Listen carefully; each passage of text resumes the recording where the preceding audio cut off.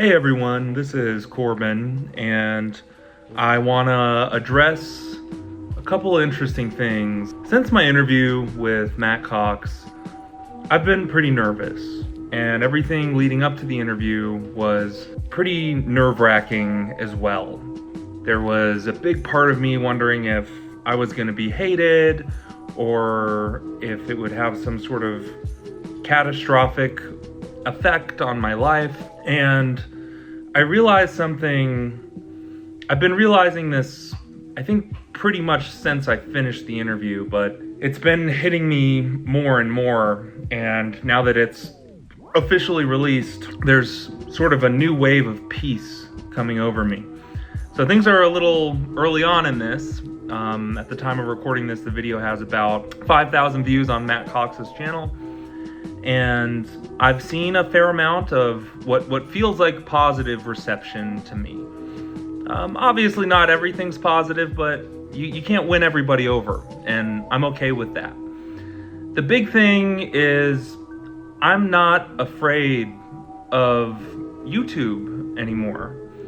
If I'm really honest with my life, my dream when I was 16 years old was to be a YouTuber.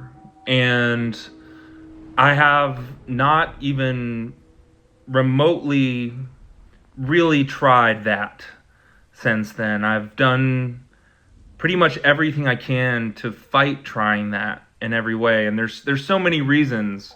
Starting from the bottom at YouTube is difficult. And it's like climbing a mountain. There's a good chance you're not going to make it. But that shouldn't be an excuse. And if I'm honest with myself, for a long period of time, I've been probably reliving so much trauma through fear and not wanting to do anything. When I was 14 or 15, my dream was to be a YouTuber. And I had some highly, highly traumatic things happen to me. And it changed my life forever. Quite possibly for the worse. Let's just be honest about it. There's a couple interesting things I want to note. Soft White Underbelly is a channel that documents a lot of trauma. And I think that I had a bit of a war within my own mind when I saw the guy who runs the channel, I think his name is Mark, talking about, am I exploiting people or not? And he takes this firm stance that he's not exploiting people, and this is a cathartic experience for them. There was a point where I saw that justification and I thought, he's kind of full of crap. Here's something you got to think about with him though. He interviews people that are way worse off than me, people that are homeless and living on the streets.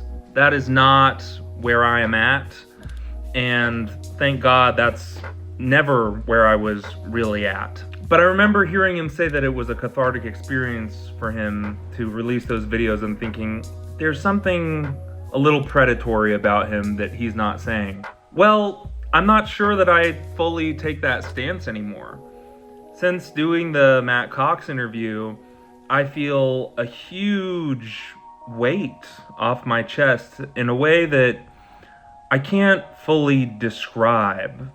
But since my trauma, I really haven't wanted to talk about it with anyone. I've been afraid to talk about it, and I felt it's been really nothing but a hindrance to my life for a significant period of time. But here's the thing, it's my life.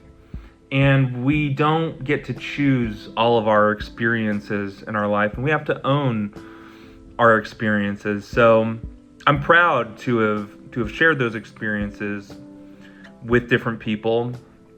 I can only hope that maybe they actually make someone look at the world differently in a positive way. And as I listened back to the interview with Matt Cox, I had some major realizations. One of them might be nothing more than a testament to Matt Cox in a way, but I noticed the amount of laughter that we had, and I want to really thank him for that and tip my hat to him for that in a way, because there's no reason for even some of the most traumatic things in the story to not be funny. And no matter what you're looking at in life, there's almost always an angle of comedy for you to take to lighten things up. And I think that's such a huge part of how we all cope with our lives. And so I was a little worried to listen back to the interview, and there were some disappointments that I had regarding myself. I said, a little bit more than I wanted, and I am a pretty zany and eccentric person. But ultimately, I finished listening to the interview, and I was just really happy.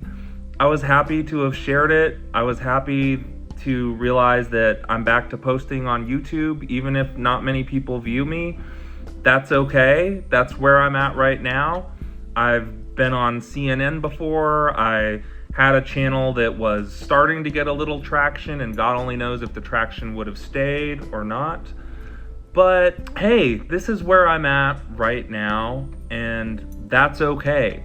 The last couple of videos I made, I can't help but feel that I was trying to do some sort of a put on with my personality, and I was still pushing this drive for entertainment.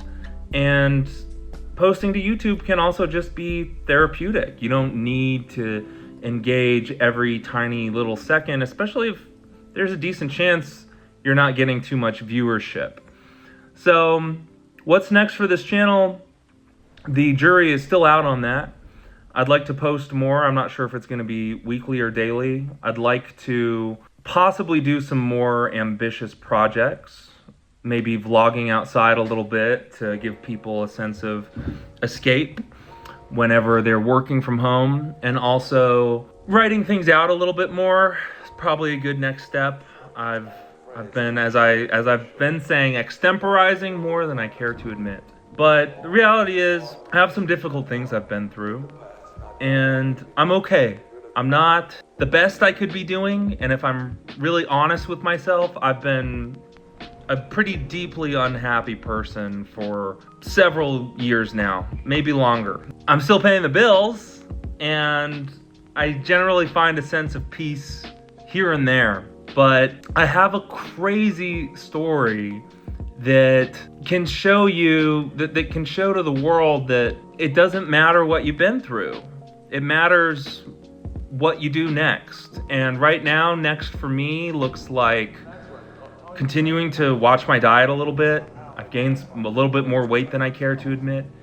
And also not drinking anymore. Maybe quitting vaping too. I've gone long periods of time without drinking. And leading up to that interview, I was drinking like a fish. I didn't drink the day of the interview, or at least before the interview, but I've been drinking. And for the last 3 or 4 days now, actually, I think it was when I got back home from the interview. So for about a week now, I haven't been drinking. And I'm really proud of that. I'm really happy for that. And I think this can be a new chapter for me. So in conclusion, I'm not entirely sure a specific lesson that could be applied to anybody, but there is a general truth that if there's something you're afraid to do, you have to think about why you're not doing it. And this is such a interesting case for me, because if I was not to have shared that with Matt, but just another therapist or something, I can't help but feel that wouldn't have been as therapeutic as saying, not only am I going to share this story, but check it out, it's fucking public. And I don't give a shit anymore. I don't care. So, I don't know. That's where I'm at.